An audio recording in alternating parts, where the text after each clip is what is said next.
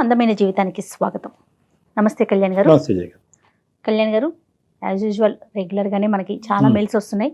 దాంట్లో నుంచి స్ట్రీమ్ చేస్తున్నారు మన యూనిట్ అంతా కూడా. సో నెల్లూరు నుంచి ఒక మెయిల్ ఉందండి. ప్రియాంక అమ్మాయి, తన పర్సనల్ ఇష్యూని మనకి షేర్ చేసింది. బట్ ఒకసారి మీరు కాల్ చేయమంటే చేసేస్తాను. యా,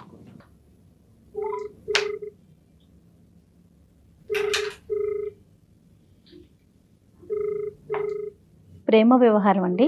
30 నిమిషాలలో నొప్పి లేకుండా వేడికోస్ వెయిన్ చికిత్స ఆవేశ హాస్పిటల్ హైదరాబాద్. మెయిల్ నేను చదివాను. మనం ఈ టైం కాల్ చేస్తామని వాళ్ళకి చెప్తారా అండి, లేదంటే సుమారుగా చెప్తాను. నేను ఒక హాఫ్ అన్ అవర్ అటు ఇటుగా చేస్తామమ్మా, మీకు ఓకేనా అనేసి. హలో హలో హలో ప్రియాంక అండి మాట్లాడేది. నేను సుమన్ టీవీ అందమైన జీవితం ప్రోగ్రామ్ నుంచి కాల్ చేస్తున్నానండి. మాట్లాడొచ్చా మీతో? ఎస్ మేడం, మాట్లాడు. అయ్యో అయ్యో, చాలా ధైర్యంగా ఉండాలమ్మా మీరు. నాతో పాటు డాక్టర్ గారు కూడా ఉన్నారు. మీ మెయిల్ గురించి చాలా బ్రీఫ్ గా నేను చెప్పాను. ఒకసారి డాక్టర్ గారితో మాట్లాడతారా? ప్రియాంక నమస్తే అమ్మా. నువ్వు కొద్దిగా నిన్ను ఓదార్చుకుంటూ మాతో కొద్దిగా గట్టిగా మాట్లాడితే మనకు సమస్యకి క్లియర్ గా అర్థం అవుతుంది, పరిష్కారం కూడా చెప్పడం ఈజీ అవుతుంది. ఎంతమ్మా మీ వయసు ఎంత, మీరు ఎక్కడి నుంచి మాట్లాడుతున్నారు? మాది నెల్లూరు సార్. నా వయసు 26 సంవత్సరాలు. ఓకే, ఏంటమ్మా సమస్య? నా పేరు ప్రియాంక సార్. నేను డిగ్రీ వరకు నెల్లూరులో చేశాను సార్. Very good. పీజీ కోసం హైదరాబాద్ కు వచ్చాను. Very good. పీజీ చేయడానికి ప్రొఫెసర్ కావాలని నా డ్రీమ్ సార్. ప్రొఫెసర్ క్యాంపస్ లో జాయిన్ అయ్యాను. ఆఫ్టర్నూన్ నాకు చిన్నప్పటి నుంచి డాన్స్ అంటే బాగా ఇష్టం సార్. ఇంకా కాలేజ్ అయిన తర్వాత డాన్స్ స్కూల్లో జాయిన్ అయ్యాను. చెప్పండి అమ్మా. నేను చేసింది ఇంకా తప్పు సార్. అసలు నా జీవితం అంతా నాశనం అయిపోయింది. అయ్యో చెప్పమ్మా, ఏమైందో చెప్పండి. ఏంటో అంత బాధ ఏంటో చెప్పండి ఒక్కసారి. ప్రియాంక, కొంచెం ధైర్యం చేసుకొని చెప్పండి. మెయిల్ చేశారు చాలా ధైర్యంగా. అలానే డాక్టర్ గారితో మాట్లాడితే మీకు సరైన సలహాలు ఇవ్వడానికి అవకాశం ఉంటుంది. ప్రతి సమస్యకి పరిష్కారం ఉంటుంది ప్రియాంక. నువ్వు ఉన్న పరిస్థితుల్లో బహుశా ఎవరు నీకు తోడలేరేమో. దానివల్ల ఏంటంటే అన్ని సమస్యలు నాకే వచ్చినాయి, దీనికి పరిష్కారం లేదనే ఒక భావానికి రావటం వల్ల నీలో అంత బాధ కనిపిస్తుంది. నువ్వు మాకు చెప్పు, ఖచ్చితంగా సొల్యూషన్ దొరుకుతుందమ్మా. 100%. నా పేరెంట్స్ నన్ను చాలా బాగా పెంచారు, నాకు అన్ని ఇచ్చారు. వాళ్ళు మంచి చదువు, లైఫ్ అన్ని. నేను ఎప్పుడు ఏది చెప్పినా వాళ్ళకి నమ్మకం. నా డెసిషన్ అంటేనే ఒక నమ్మకం. అదే నమ్మకంతో వాళ్ళు నన్ను ఇక్కడ వరకు పంపించారు. చాలా డ్రీమ్స్ తో వచ్చాను. ఇక్కడ డాన్స్ స్కూల్లో జాయిన్ అయ్యాను. అక్కడ ఒక అతను నాకు బాగా నచ్చారు సార్. తను కూడా అక్కడే డాన్స్ కోసం వచ్చారు సార్. ఓకే, తను ఎవరు? నాకంటే 2 సంవత్సరాలు పెద్ద సార్. తను 28 సంవత్సరాలు తనకి. వాళ్ళ ఊరు గద్వాలు, తెలంగాణ సైడ్. తను నాతో పరిచయం చేసుకున్నాడు. అందరూ తనని ఫాలో అవుతుంటే తను మాత్రం నన్ను ఫాలో అయ్యాడు. ప్రియా ప్రియా అంటూ నా వెంట పడ్డాడు. ఒకనొక రోజు తను నాకు ప్రపోజ్ చేశాడు. నేను అస్సలు నమ్మలేదు. ఎందుకంటే నేను ఎప్పుడు నా చదువు, నా లైఫ్ అలానే ఉన్నాను. నేను తనని ఎప్పుడు పట్టించుకోలేదు. తనే నన్ను ఫాలో అయ్యేవాడు.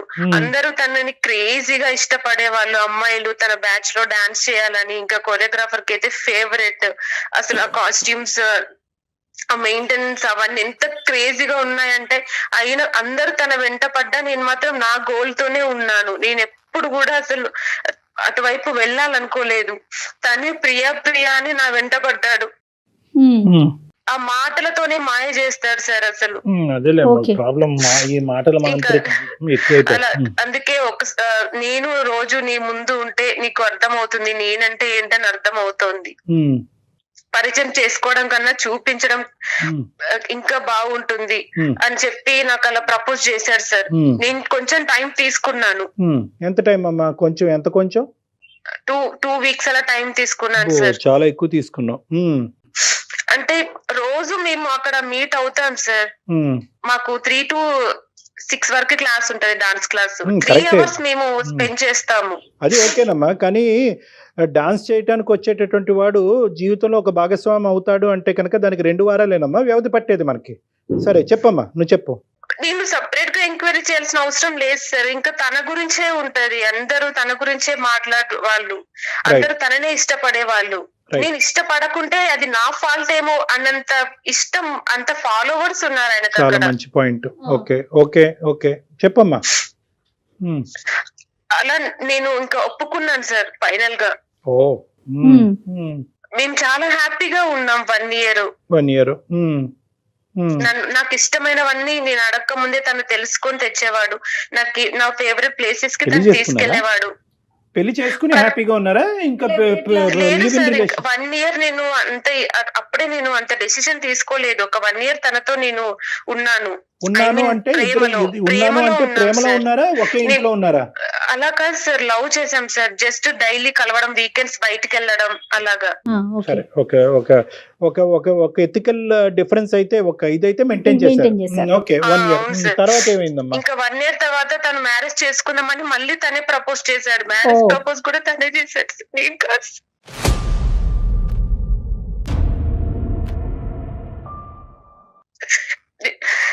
నేను మీ ఇంట్లో వాళ్ళకి చెప్పాలి అని అన్నాను.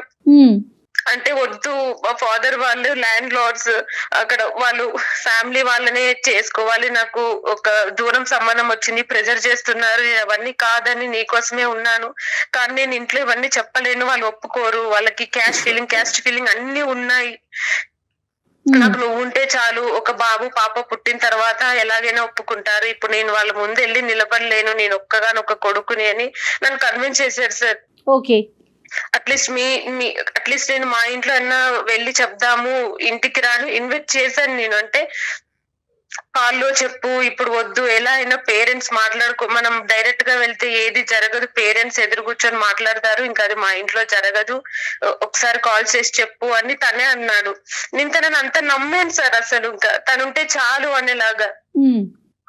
డాడీ కాల్ చేశాను నేను, మరి నేను ఇలా అనుకుంటున్నాను అంటే ఇంకా డాడీ చాలా సీరియస్ అయ్యాడు. మేము ఆల్రెడీ నీ కోసం మంచి చూస్తున్నాము, అన్ని సిద్ధం చేసుకుంటున్నాము, నువ్వు పీజీ చేసి సెటిల్ అయ్యి ఆ చాయిస్ మేము తీసుకోవాలనుకున్నాము, కానీ నువ్వే తీసుకున్నావు ఇది కూడా అని చెప్పి డాడీ చాలా సీరియస్ అయ్యాడు.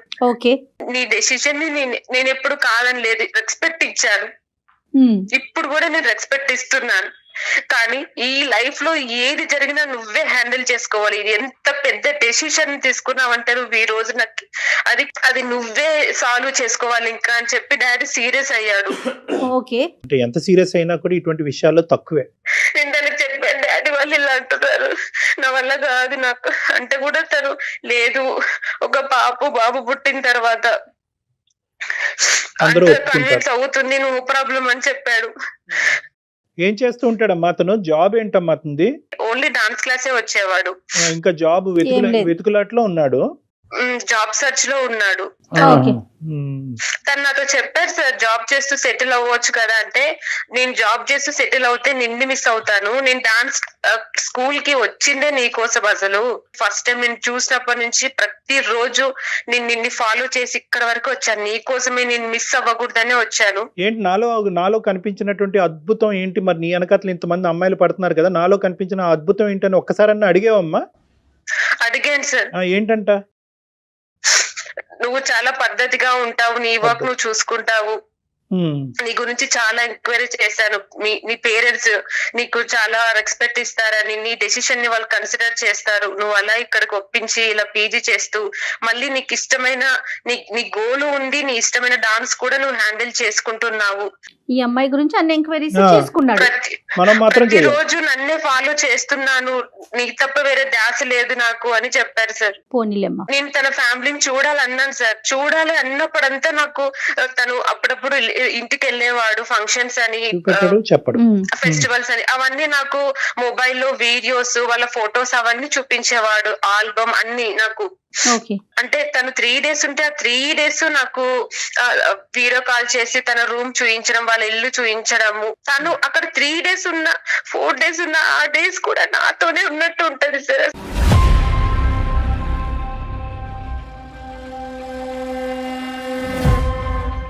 ప్రియాంక ఒక్క నిమిషం అమ్మా, ఒక్క నిమిషం. నేను 2 మాటలు మాట్లాడిన తర్వాత నువ్వు చెప్తే గానీ ఇప్పుడు నాకు అర్థమైంది ఏంటంటే కనుక ఎట్టి పరిస్థితుల్లో అతని పూర్వాపరాలు కానీ అతని అడ్రస్ కానీ ఆ మనిషి చుట్టూరు ఉండే మనుషులను మాత్రం చూపెట్టేవాడు కాదు. అతని రూము, బెడ్రూము, బాత్రూమ్ మాత్రం చూపెడతాడు. అలా కాదు సార్, లంచ్ చేసేటప్పుడు అమ్మ ఇలా చేసింది చూడు లంచ్ అని ఇలా చూపించడము. వాళ్ళ అమ్మ వండిన అన్నము కూర కాదు చూపించటం, వాళ్ళ అమ్మని పరిచయం చేశాడా మీకు ఫోన్ లో? ఇంట్లో వాళ్ళు స్ట్రిక్ట్ కాబట్టి అలా అసలు నేను ఒక అమ్మాయితో మాట్లాడుతున్నానని తెలిస్తేనే చాలా గొడవలు జరుగుతాయి. అందుకే అలా ఎప్పుడు మాట్లాడించలేదు. అతని పేరేంటి ఇంతకి? విశ్వాస్.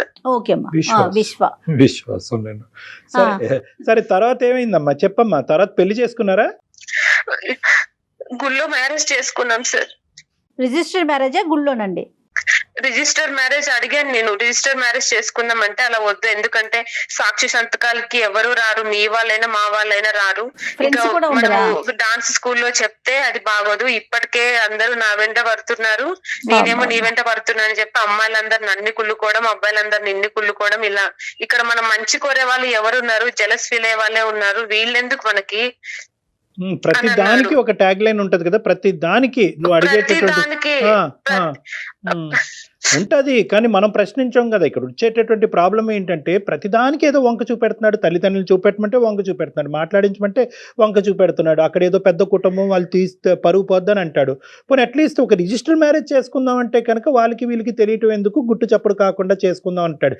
ఇన్ని కామాలు ఫుల్స్టాపులు పెట్టినోడిని ఒక్కటి స్ట్రైట్ ఫార్వర్డ్గా నేను అడిగింది నేను కోరుకునేది ఒక్కటన్నా చెయ్యొద్దా ఈ పెళ్లి విషయంలో అని అడిగే దమ్ము ధైర్యం నీకు లేదమ్మా?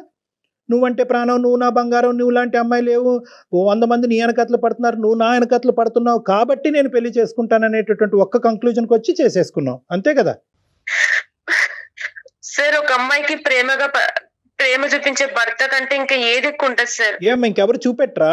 అన్ని ఓపెన్ గా ఉండి అందరినీ పరిచయం చేసుకుంటూ అందరితో నార్మల్ గా ఉండేటటువంటి ప్రేమ చూపెట్టేటటువంటి వ్యక్తులు మనకు వద్దా?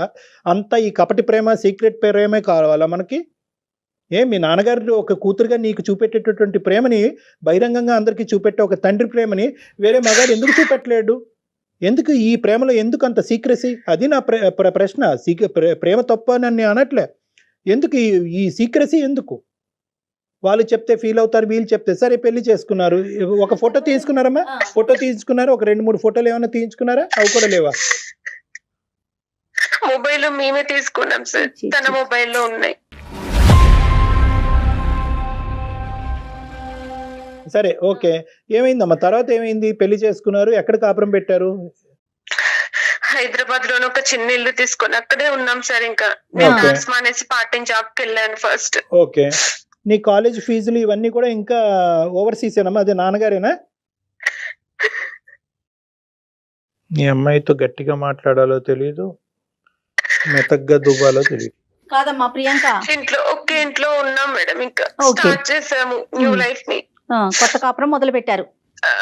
రైట్, తర్వాత కాలేజ్ అవన్నీ మానేశాను, అయిపోయింది. పార్ట్ టైం జాబ్ కి వెళ్తుంది కదా, మరి ఇల్లు గడవాలిగా. కొన్నాళ్ళకి నాకు ప్రెగ్నెన్సీ వచ్చింది. 7th మంత్ అప్పుడు ఒక రోజు నన్ను కూర్చోబెట్టి నీకు ఒక విషయం చెప్పాలన్నాడు.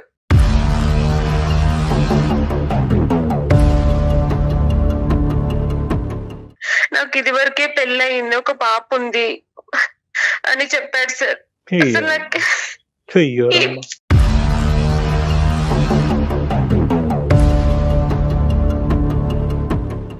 ఇప్పుడు నువ్వు ప్రెగ్నెంటా? అప్పుడు సార్ 7th మంత్ నాకు. అప్పుడు 7th మంత్. ఇప్పుడు ఎంత? ఇప్పుడు చిన్న పాప ఉంది సార్, పాపకి 5 years ఇప్పుడు.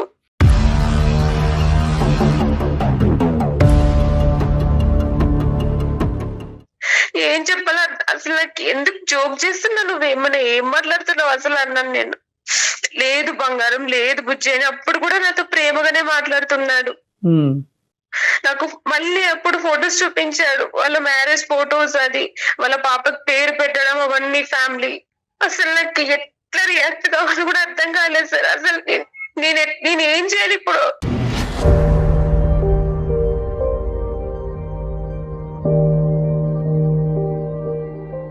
నువ్వు 7వ నెల ప్రెగ్నెంట్ గా ఉన్నప్పుడు ఇతనేమో వచ్చి నువ్వు ఒక్కదానివే కాదు, నాకు ఇంకో ఆమె కూడా ఉంది, ఆ అమ్మాయితో ఒక ఫ్యామిలీ ఉంది, ఇది సెకండ్ ఫ్యామిలీ అన్నట్టుగా చెప్పాడు, అంతేనా?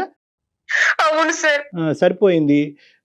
ఇది జరగకపోతే మేము ఆశ్చర్యపడాలి. మాకేం పెద్ద ఆశ్చర్యంగా అనిపించట్లేదు. ఎందుకంటే మొదటి నుంచి ఎందుకు ఇంత కవరింగ్ నాటకం ఆడుతున్నాడు అనేటటువంటిది మాకందరికీ అర్థమైంది. ప్రపంచంలో ఎల్కేజీ పిల్లోడికి కూడా అర్థం అవుతుంది. నీకు అర్థం కాలేదు. సరే, తర్వాత ఏమైందమ్మా? ఏమన్నావు? నువ్వు ఎలా రియాక్ట్ అయ్యావు? ఓకే, నువ్వు షాక్ అయ్యావు, బాధపడ్డావు, ఏడ్చావు, నీకు మా పూర్తి సానుభూతి ఉంది. నీ పిచ్చి నెక్స్ట్ ఏంటి? నెక్స్ట్ ఏం జరిగింది? పాపని నేనే చూసుకుంటున్నాను ఇంక అప్పటి నుంచి. ఓకే, అతను ఎక్కడ తను ఉన్నారు? ఇంకా ఎప్పట్లాగే ఊరు వెళ్తున్నాడు, వస్తున్నాడు. ఇంకా నన్ను సరిగ్గా పట్టించుకోవడం లేదు. మెల్లమెల్లగా జాబ్ కూడా లేదు ఇంకా వాడికి. నేనే ఇంట్లో పాపని అన్ని చూసుకుంటున్నాను. ప్రెసెంట్ గా ఇప్పుడు ఒక చిన్న పార్లర్ పెట్టుకొని ఎలాగో బ్రతుకుతున్నాను సార్. ఇంకా దానికి ఒక్క రెస్పాన్సిబిలిటీ అనేది లేదు. ఇంకా ఆ రోజు రిలీవ్ చేశాడు ఇంకా తనది ఒరిజినల్ క్యారెక్టర్. ఎందుకు ఇలా చేసావని నేను అడిగాను ఆ రోజు. నువ్వు ఎక్కడ దూరం అయిపోతావు, నువ్వు నాకు చాలా నచ్చావు, ఓకే, అర్థమైంది. తక్కించుకోవడం ఇవన్నీ చేశానంటున్నాడు. ఓకే ఓకే ఓకే ఓకే నాకు అర్థమైంది. ఎక్కడ మీ పేరెంట్స్ యొక్క ఎంట్రీ ఎక్కడుంది? అమ్మ నాన్నకి ఎంతవరకు చెప్పావు? ఎప్పుడు చెప్పావు? అమ్మ నాన్న నీ దగ్గరికి వచ్చారా? నువ్వు అమ్మ నాన్న దగ్గరికి వెళ్ళావు? ఇది చెప్పు ఫస్ట్. వాళ్ళే నీకు ప్రొటెక్టివ్ మెజర్. ఇప్పుడు ఇంకెవరు లేరు నీకు జీవితంలో. ఉంటే కనుక నీ బిడ్డ ఉంది, నీ తల్లిదండ్రులు ఉన్నారు. వీళ్ళు సపోర్ట్ తీసుకుని గట్టెక్కి బయటపడతావు, లేదంటే ఇలాగే మునిగిపోతావు జీవితంతో. మీ పేరెంట్స్ కి తెలుసా మొత్తం కథంతా? చెప్పాను సార్ నేను అమ్మకి. ఇంకా డాడీకి ఫోన్ చేసి చెప్పేంత ధైర్యం లేదు సార్ నాకు అసలు. నాకు లేదు. ఇంకా అమ్మకే చెప్పాను. ఇంకా మరి ఏం చేశాను అమ్మకి. ఇంకా ఏం చేయాలమ్మా, నేను ఇలా జరిగింది అమ్మ నాన్నకి చెప్పుంటదిగా. అమ్మ నాన్నకి చెప్పింది. చెప్పారు సార్, వాళ్ళు నాతో మాట్లాడారు. ఇప్పుడు ఎటు తిరిగి ఏం చేయాలమ్మా, నీకు పాప కూడా పుట్టేసింది. వాడు ఇప్పుడు చెప్పారు అదంతా. నువ్వు ఇప్పుడు చెప్తున్నా, ఇప్పుడు ఏం చేయాలి?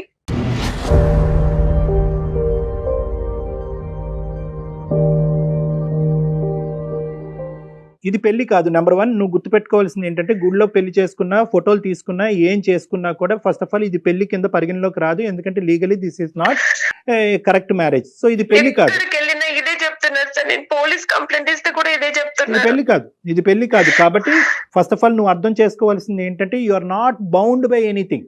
నీకేమి రిస్ట్రిక్షన్స్ కానీ, బౌండరీస్ కానీ, అతని చేత తిట్టించుకోవటం కానీ, కొట్టించుకోవాల్సినటువంటి అవసరం కానీ, అతని చేత అవమానపడవలసినటువంటి అవసరం కానీ నీకు ఏ కోసాన కూడా లేదు. అలానే ఎలాంటి రైట్స్ లేవు. ఎలాంటి రైట్స్ నీకు రైట్స్ లేవు. అది ఏదన్నా ఉంటే కనుక నీ పాపకి రైట్స్ ఉంటాయి. ఓకే, ఇది లీగల్ ఆస్పెక్ట్ ఆఫ్ థింగ్స్. నరకం చూపించారు సార్ 5 ఏళ్ళు నాకు. ఇప్పుడు మళ్ళీ కొత్తగా ఇంటికి వెళ్ళి నువ్వు డబ్బులు తీసుకురా మీ ఇంటికి వెళ్ళి అని కూడా అంటున్నారు సార్. నాకు నరకం సార్. రోజు తాగి మిడ్ నైట్ ఎప్పుడో వస్తాడు. అసలు ఇల్లంతా వామిటింగ్ చేసుకుంటాడు. అసలు నా లైఫ్ ఎట్లుందంటే, వాడు అవసరానికి నేను ఉన్నా కదా ఈ రోజు అన్నంత దిగజారిపోయింది సార్. అసలు వాడు ఊరు వెళ్ళి రాలేకపోయావమ్మా. అసలు ఏంటి అక్కడ ఏం కథ అన్నది ఇప్పటికైనా వెళ్ళావా? ఒకసారన్నా ఊరు ప్రయాణం చేసావా? లేదు సార్. ఏం ధైర్యం లేదా? సపోర్ట్ లేదా? సపోర్ట్ లేదు. నాకు అంత ధైర్యం కూడా లేదు సార్. అసలు ఎలా నేను ఏమని చెప్పాలి సార్ వాళ్ళకి? వాళ్ళు అక్కడికి వెళ్తే కూడా వాళ్ళే అంటారు, ఇది వాడికి పుట్టిందని ఏం గ్యారెంటీ అంటారు. అసలు వాళ్ళు నన్ను ఎప్పుడూ చూడలేదు. నేను ఇప్పుడు వెళ్ళి మీ అబ్బాయికి నేను వైఫ్ అంటే ఎవరు నమ్ముతారు సార్ నన్ను? అలా కదమ్మా. ఇప్పుడు అవన్నీ నువ్వు ఇక్కడ కూర్చుని ఊహించుకోవటం కాదు కదా. వాళ్ళు నీ బిడ్డే అంటారా, లేదంటే నన్ను నమ్ముతారా, నువ్వే పిచ్చిదానిలాగా ఈ గొంతలోకి దిగావని అంటారా? ఇవన్నీ తర్వాత అంశాలు. అసలు ఈ వ్యక్తి యొక్క క్యారెక్టర్ అనేటటువంటిది పెళ్లికి ముందు తెలుసుకోలేదు, పెళ్లి తర్వాత తెలుసుకోలేదు, బిడ్డ పుట్టిన తర్వాత తెలుసుకోలేదు, మోసపోయిన తర్వాత కూడా తెలుసుకోలేదు. అసలు ఎవడి వీడు? ఎక్కడి నుంచి వచ్చాడు? నిన్నే ఎందుకు పట్టుకున్నాడు? ఆ డాన్స్ క్లాస్లో 100 మంది అమ్మాయిలు ఎంట పడుతుంటే కనుక వాళ్ళందరినీ వదిలేసి నిన్నే ఎందుకు పట్టుకున్నాడు? అటువైపు ఆ భార్య యొక్క పరిస్థితి ఏంటి? You have been cheated. నేను చీట్ చేయబడ్డాను అనేటటువంటి అంశం నువ్వు గట్టిగా మాట్లాడి ఆ ఊర్లోకి వెళ్ళి పంచాయతీ పెట్టకపోతే ఎలా? ఎన్ని పంచాయతీలు చేసినా వాళ్ళ ముందు అన్ని చెప్తారు సార్. లేదు, నేను ప్రేమగానే చూసుకుంటున్నా నా భార్యని, నా బుజ్జి, నా బంగారం అంటారు సార్. ఎవరికైనా సపోర్ట్ తీసుకుని వెళ్ళాలంటే కూడా అసలు నువ్వే వైఫ్ కాదు, ఇది ఇల్లీగల్. అసలు ఎలా వెళ్ళాలి అక్కడికి? నాకు ఇప్పుడు సపోర్ట్ లేదు. పోలీస్ కంప్లైంట్ ఇచ్చిన వాళ్ళు నాకే కౌన్సిలింగ్ ఇచ్చి నన్ను తిరిగి వెళ్ళమంటారు. అవును కరెక్ట్. అక్కడ వీడు బుద్ధిమంతుల్లాగా మాట్లాడతారు సార్. అలా ఏం లేదు, ఏదో చిన్న చిన్న గొడవలు అంతే అంటాడు వాళ్ళ ముందు. సో అక్కడికి వెళ్ళైతే నువ్వు మాట్లాడదలుచుకోలేదు, అతను పరువు తలుచుకోలేదు, ఎందుకు ఇలా మోసం చేశాడు అనేటటువంటి అంశం గురించి పూర్వపరాలు తెలుసుకునేటటువంటి ఆలోచన కూడా నీకు లేదు. The only question in front of అందమైన జీవితం ఈస్, నువ్వు మమ్మల్ని అడిగేది ఏంటంటే ఇందులో ఉండాలా, దులుపుకోవాలా? అంతేనా? నేను చాలా ఆలోచించాను. ఫ్యామిలీ గురించి అన్ని. ఒకవేళ నేను అలా వెళ్తే నా ఫ్యామిలీ బయటకు వస్తుంది. ఇప్పుడు ఏదో గుట్టు చప్పుడు కాకుండా ఉన్నాను. నాకు మ్యారేజ్ అయిందని కూడా నా రిలేటివ్స్ కూడా తెలియదు ఇప్పుడు అసలు. ఏదో అమ్మాయి చదువుకుంటుంది, సెటిల్ అయింది అనేలాగే మా పేరెంట్స్ కవర్ చేశారు. ఇంత జరుగుతుంది నా లైఫ్ లో అని చెప్పి వాళ్ళు ఎవరికి చెప్పలేదు. నో అమ్మ, ఇప్పుడు ఇక్కడ 2 అంశాలు జాగ్రత్తగా గుర్తుపెట్టుకో ప్రియాంక. వాళ్ళ ఇంటికి వెళ్ళి అన్ని గొడవలు చేస్తే నా ఫ్యామిలీ రోడ్డున పడుతుంది సార్. ఓకే, నువ్వు అక్కడికి వెళ్ళి పరువు తీసేటటువంటి ప్రయత్నం చేయవు కాబట్టి ఆ సబ్జెక్ట్ వదిలేసే, దాని గురించి మాట్లాడద్దు. ఇంకా ఇక్కడ మీ కుటుంబ సభ్యులకి ఎవరికి తెలియదు ఈ పరువుని కాపాడుకోవాలి, అట్ ద సేమ్ టైం నా జీవితాన్ని కాపాడుకోవాలి అనేటటువంటిది చాలా కష్టం అమ్మా. నువ్వు ఎక్కడో చోట నుంచి ఏదో ఒక ధైర్యం తెచ్చుకోవాలి, ఒక సపోర్ట్ అయితే ఖచ్చితంగా తీసుకోవాలి. ఇప్పుడు నాకు ఒక పాప ఉంది సార్, దానికి 5 ఏళ్ళు. ఇప్పుడు పాపను బాగా చూసుకుంటాడా? పాపకు కావాల్సినవన్నీ చూస్తుందా? పాప అతనికి బాండ్ అయిందా? అన్ని సిగ్గు వదిలి చెప్తున్నా కదా, ఇప్పటికీ ఆ పాపకు ఒక్క డైపర్ కూడా తెలియదు. వాడు ఏమీ లేదు ఇంట్లో ఏం వస్తువు కొనలేదు, ప్రతిదీ నేనే చూసుకున్నాను ఇంట్లో. ఆ రోజు ఎప్పుడైతే తన ఒరిజినల్ బయటపడింది అప్పటి నుంచి నాకు టార్చర్ చేశారు. ఇంకా నేను ఏం చేయలేని పరిస్థితుల్లో. ఏది ఇప్పుడు ఈ మనిషితో పాటు ఒకటమ్మా, మనం ఇప్పుడు ప్రాక్టికల్ గా మాట్లాడుకుందాం. చెప్పవలసినవన్నీ చెప్పావు, ఒక భయంకరమైనటువంటి వ్యక్తి గురించి చెప్పావు, ఎంత భయంకరంగా అమాయకత్వంతో పిచ్చితనంతో నువ్వు మోసపోయావని 2 సబ్జెక్టులు చెప్పావు. దయచేసి ఇక్కడ ఏంటంటే నీకు అర్థం అవ్వాల్సింది ఏంటంటే నీ జీవితం అనేటటువంటిది ఒక ఎత్తు అయితే కనుక నీ బిడ్డ యొక్క జీవితం కూడా నీ జీవితంతో పాటు ముడిపడి ఉంది. కాబట్టి ఏ నిర్ణయం తీసుకున్నా కూడా ఇద్దరికి ఇది అవుతుంది. కాబట్టి నువ్వు చాలా బ్యాలెన్స్డ్గా తీసుకోవాలి. ఆ నిర్ణయానికి మేము సపోర్ట్ చేయడానికి రెడీగానే ఉన్నాం. వాడిని పనిష్ చేయాలా, లేదు వాడి గినిష్మెంట్ పరువు ఇవన్నీ పక్కన పెట్టాలి అంటే కనుక నువ్వు ఇందులో ఉంటావా? అతను ఒక తండ్రిలాగా అతను చూసుకుంటూ అతను ఎప్పుడు వస్తే అప్పుడు వెయిట్ చేస్తూ ఎప్పుడు పోతే అప్పుడు పోయేటటువంటి విధంగా ఉండాలి అనుకుంటున్నావా? లేదు ఇటువంటి పరువు తక్కువైనటువంటి జీవితం రేపొద్దు నువ్వెవరు అమ్మా అతనికి అనే ప్రశ్న నా బిడ్డ దగ్గర నుంచి వచ్చేంత వరకు నేను వెయిట్ చేయకూడదు, ఈ లోపలే నేను బయటపడాలి అనేటటువంటి ఆలోచనలో ఉన్నా. ఈ 3 ఆప్షన్స్ నీ ఎదురుగుంటా ఉన్నాయి.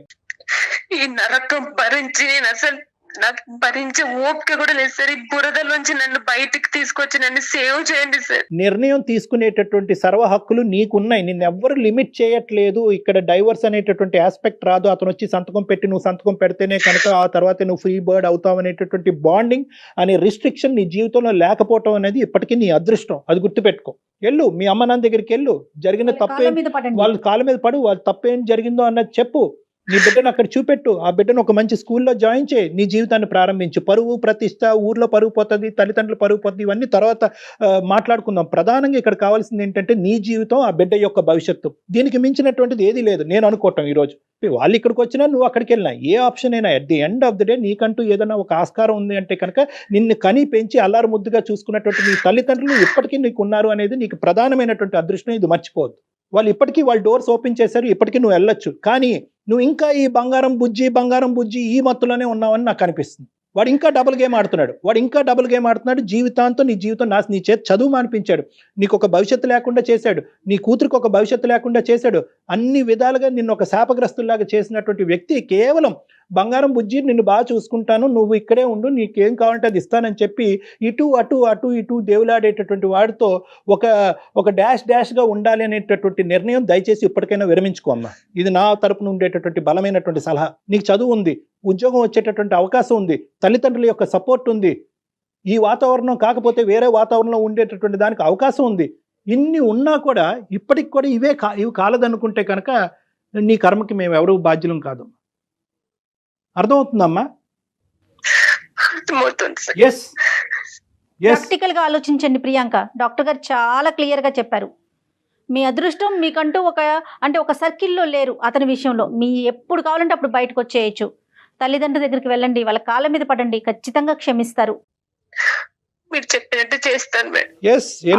నీకు ఇంకా ఏమైనా డౌట్ ఉంటే కనుక మాకు కాల్ చేయి, మేము మాట్లాడతాము, మేము సపోర్ట్ ఇస్తాం, నీకు కావాల్సినటువంటి సపోర్ట్ ఇస్తాం. నువ్వు ధైర్యంగా వెళ్ళి మీ తల్లిదండ్రులకి ఇది విడమర్చి చెప్పలేనటువంటి పరిస్థితి ఉంటే కనుక ఆ ఇమోషనల్గా వాళ్ళకి కన్వే చేసేటటువంటి ప్రయత్నం నన్ను చేయమన్నా నేను చేస్తా. ఇక్కడ ఉండి ఏదో ఒక బ్యూటీ పార్లర్ నడిపిస్తున్నావే కానీ బహుశా నీకు కావాల్సింది ఏంటంటే ఒక ఇమోషనల్ అండ్ మోరల్ సపోర్ట్ కావాలి. ఇప్పుడు అర్జెంట్గా నీకు అది కావాలి. డైలమాలో ఉంది తను. లేదంటే ఇదే తప్పులు ఇలా కంటిన్యూ అవుతూనే ఉంటాయి, ఇంకా రోజులు వెళ్ళిపోతూనే ఉంటాయి కదా. పాప పెరిగిపోతుంది కదా. ఏమీ లేదు, ఒకే కాంప్రమైజ్. వాడు బాగానే చూసుకుంటున్నాడు కదండి, నాకు కావాల్సింది ఇస్తున్నాడు కదండి, తిడితే ఏంటి, తాగితే ఏంటి, కొడితే ఏంటి, బిడ్డకి తండ్రి అయితే కావాలి కదండి. ఇటువంటి యాంగిల్స్లో మాట్లాడుతూ ఏమవుతుందంటే కాలయాపన చేస్తూ ఇంకా అది ఆ ఊబిలో అలా కూరుకుపోతూ ఒక జీవోత్సవంలాగా బతుకుతూ నాదే ఉంటుంది. తప్పు కదా అని కాంప్రమైజ్ అవుతున్నారు. ఇందులోనే ఒక మంచి రోజు ఎత్తుక్కుంటాను, ఏమో రేపు తాకకుండా వస్తాడేమో, ఆ. ఎల్లుండి తాకకుండా వస్తాడు, ఈ రోజు కొట్టిన మగాడు రేపు కొట్టడేమో, నా బిడ్డను అయితే బాగానే చూసుకుంటాడేమో, రేపొద్దున వాడు ఆస్తులు ఎంతో కొంత పైసా ఇస్తాడని చెప్పి అక్కడ అడుక్కు తినేటటువంటి బ్రతుకులా బతుకుతూ ఉంటాడు. నేను ఒకటే చెప్తా ఉంటాను, 7 సంవత్సరాల పాటు లేదంటే ప్రేమించుకున్నప్పుడు 1 సంవత్సరం అవనియండి, లేదంటే ఈ 5 సంవత్సరాల ప్రయాణం అప్పుడు మారినటువంటి వ్యక్తి రేపొద్దున మారుతాడా? గ్యారంటీ మారలేడు. అతను సుఖాన్ని మరిగినటువంటి వాడు, జలసాలకు మరిగినటువంటి వాడు, కాంబినేషన్ ఆఫ్ హైదరాబాద్ వర్సెస్ గజ్వేలో ఈ 2 కాంబినేషన్ ఆనందంగా ఎంజాయ్ చేస్తున్నటువంటి ఒక జల్సా పురుషుడు. వాడికి నీ జీవితం అక్కర్లేదు, నీ భవిష్యత్తు అక్కర్లేదు, నీ కూతురి యొక్క భవిష్యత్తు అస్సలే అక్కర్లేదు, నీ పరువు ప్రతిష్టల గురించి వాడు ఆలోచించట్లేదు. ఎవడు ఆలోచించినప్పుడు నీ కూతురి యొక్క భవిష్యత్తు, పరువు ప్రతిష్ట గురించి నువ్వు ఆలోచించకపోతే ఎవరు ఆలోచిస్తారు? So my equation is very straight forward. Go back to face 1. ఏదైతే మీ తల్లిదండ్రులు కర్మ కొద్ది ఇక్కడికి వచ్చి ఇక్కడ ఇరుక్కున్నావేమో నాకు తెలియదు, కానీ go back to the face 1. నీ తల్లిదండ్రులు ఉన్నారు, వాళ్ళని కాపాడుకో, వాళ్ళని చూసుకో, వాళ్ళ ప్రేమను పొందు, వాళ్ళ సపోర్ట్ తీసుకో, ఈ దరిద్రం నుంచి బయటపడి. ఇంతకంటే సింపుల్ సొల్యూషన్ నేనేమి చెప్పలేను. ఓకే ఓకేనా ప్రియాంక, ఓకే సార్. ఇంకా ఫర్దర్ గా మీకు ఎలాంటి హెల్ప్ కావాలన్నా కూడా డాక్టర్ గారితో పర్సనల్ గా మాట్లాడాలనుకున్నా కూడా చెప్పండి, డాక్టర్ గారి నెంబర్ ఫార్వర్డ్ చేస్తాను. Right? Okay madam. Okay, Okay. ధైర్యంగా ఉండండి. ఆల్ ద బెస్ట్ నాన్న. మంచి నిర్ణయం తీసుకో, సపోర్ట్ తీసుకో, ఫ్యామిలీ సపోర్ట్ తీసుకో. మాకంటే పెద్ద కౌన్సిలర్స్ ఎవరైనా ఉన్నారంటే అది మీ ఫ్యామిలీ తల్లిదండ్రులు, మెంబర్స్. అది మర్చిపోద్దు. ఓకేనా? బాయ్.